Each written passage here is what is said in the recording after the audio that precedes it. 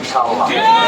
কারণ এই 20 বছরে আমাদের বাংলাদেশের সকল সেক্টর গণতান্ত্রিক প্রতিষ্ঠানগুলো কিন্তু ভেঙে পড়েছে, এটি আমরা সবাই অবগত রয়েছে। এই দেশে সুশাসন নেই, এই দেশে চাঁদাবাজ সন্ত্রাসীদের দৌরাত্ম্য এবং দুর্নীতিবাজ কর্মকর্তাদের দৌরাত্ম্য। আল্লাহর রহমতে যদি বিএনপি সরকার গঠন করতে পারে, আমরা জনাব তারেক রহমানের নেতৃত্বে এই সব কিছুর সমূলে উদ্ঘাটন করবো ইনশাআল্লাহ। উপস্থিতি এটি হল আমার প্রথম ধাপের বক্তব্য। আপনারা এভাবে এই ফাহিম চৌধুরীকে জয়লাভ করার জন্য নিরলসভাবে সকাল থেকে রাত পর্যন্ত কাজ করতে হবে এবং তিনি যে কেন্দ্রের ভোটার সেই কেন্দ্রে চলে যাবেন, কোনো শোডাউনের রাজনীতি করবেন না।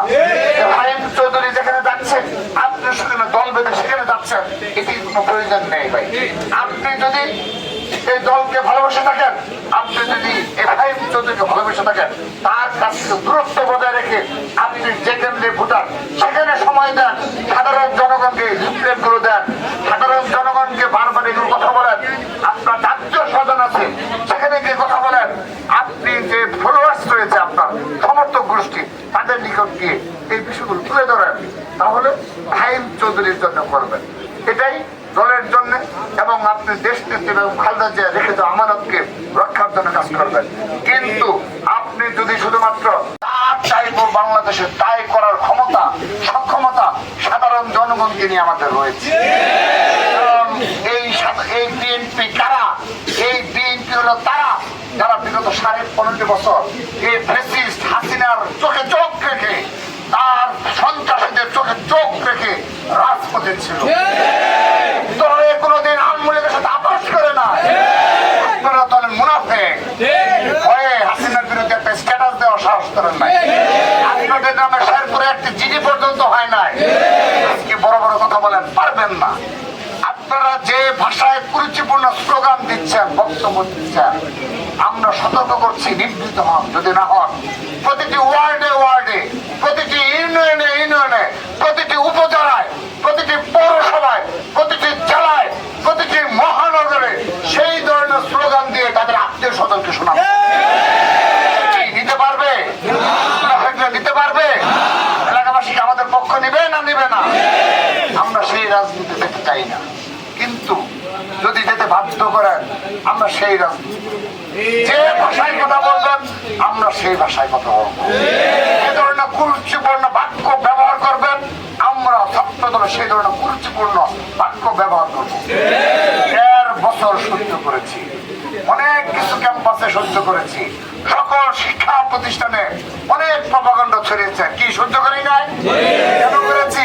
একটি জাতীয় সংসদ নির্বাচন যেন সুন্দরভাবে সম্পন্ন হয়, একটা স্থিতিশীল বাংলাদেশ যেন হয়, সেজন্য আমরা ধৈর্য ধরেছি। আমরা স্থিতিশীল বাংলাদেশ চাই, আমরা স্থিতিশীল ক্যাম্পাস চাই। কিন্তু ছাড় দেওয়ার তো দিন শেষ ভাই, ছাড় দেওয়ার দিন 12 তারিখ এটা ফাইনাল কাউন্টডাউন শুরু হয়ে গেছে। 12 ফেব্রুয়ারি তার কবর রচনা করবে বাংলাদেশের জনগণ।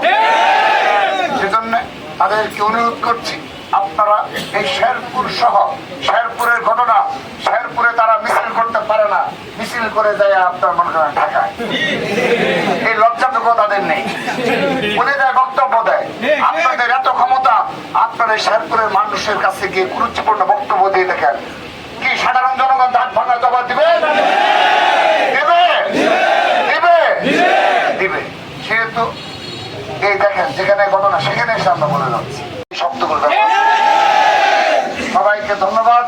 আপনারা সতর্ক থাকবেন, কোনোভাবে কোনো ষড়যন্ত্র যেন সফল না হয় সেজন্য আপনার সতর্কভাবে পাহারায় থাকবেন। সেই সাথে ভোট যুদ্ধে আজকে থেকে এই মুহূর্ত থেকে আপনারা চলে যাবেন যার যার কেন্দ্রে গিয়ে, সেখানে গিয়ে আপনারা সাধারণ জনগণের ভূমিকা পালন করবেন।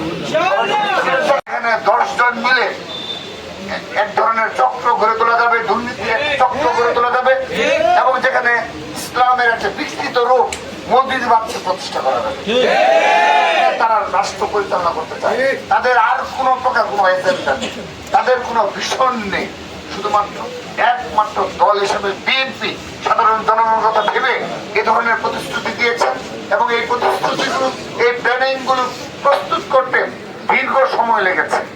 আল্লাহর রহমতে বাংলাদেশের যারা বুদ্ধিজীবী যারা রয়েছে বাংলাদেশে যারা বিশেষজ্ঞ রয়েছে